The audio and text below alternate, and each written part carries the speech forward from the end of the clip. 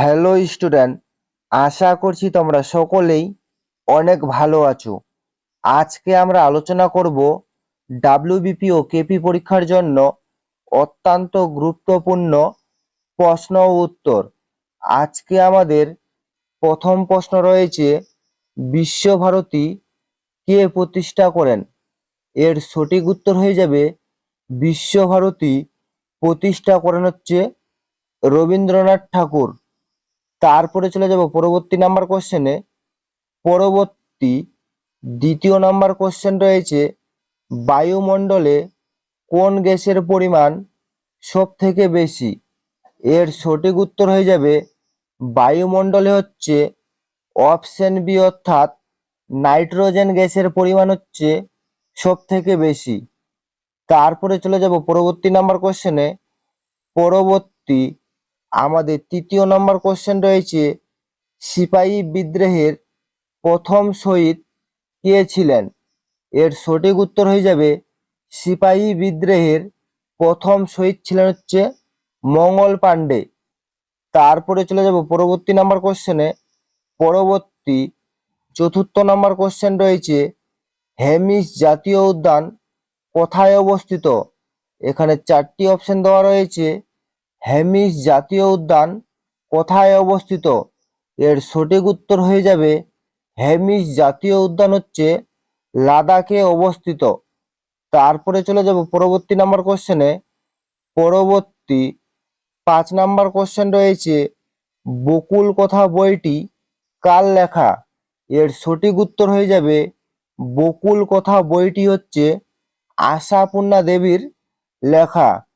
তারপরে চলে যাব পরবর্তী নাম্বার কোশ্চেনে। পরবর্তী 6 নাম্বার কোশ্চেন রয়েছে, পশ্চিমবঙ্গে গতিধারা প্রকল্প কত সালে চালু হয়? এটা একটি অত্যন্ত ইম্পর্টেন্ট একটি কোশ্চেন রয়েছে। পশ্চিমবঙ্গে গতিধারা প্রকল্প কত সালে চালু হয়? এর সঠিক উত্তর হয়ে যাবে পশ্চিমবঙ্গে গতিধারা প্রকল্প চালু হয় হচ্ছে 2014 সালে। তারপরে চলে যাব পরবর্তী নাম্বার কোশ্চেনে।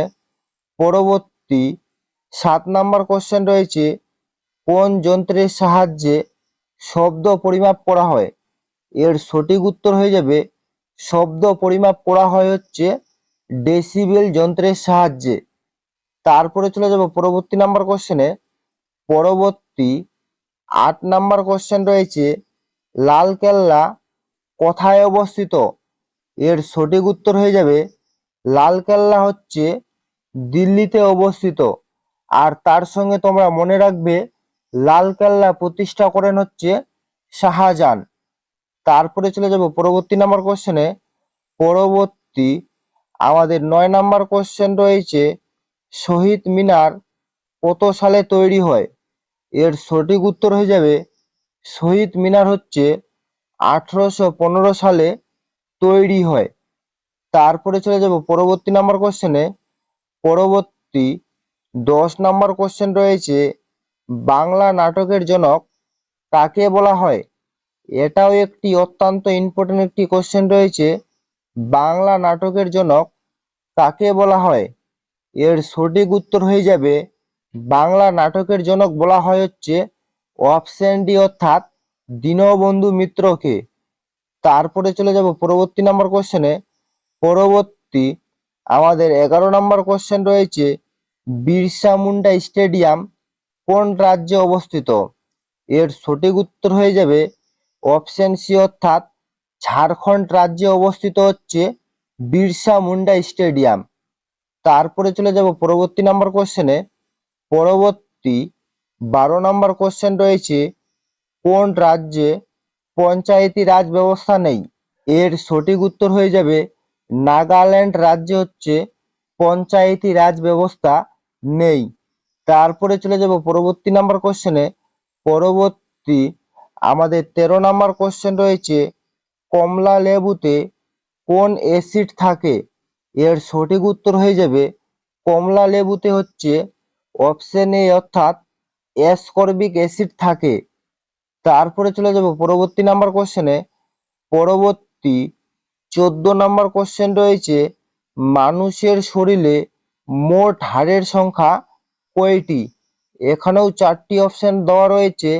মানুষের শরীরে মোট হাড়ের সংখ্যা হচ্ছে 206টি। এটাও একটি অত্যন্ত ইম্পর্টেন্ট একটি কোশ্চেন রয়েছে। মানুষের শরীরে মোট হাড়ের সংখ্যা কয়টি? তারপরে চলে যাব পরবর্তী নাম্বার কোশ্চেনে। পরবর্তী 15 নম্বর কোশ্চেন রয়েছে, সুভাষচন্দ্র বসু জাতির জনক কাকে বলেছিলেন?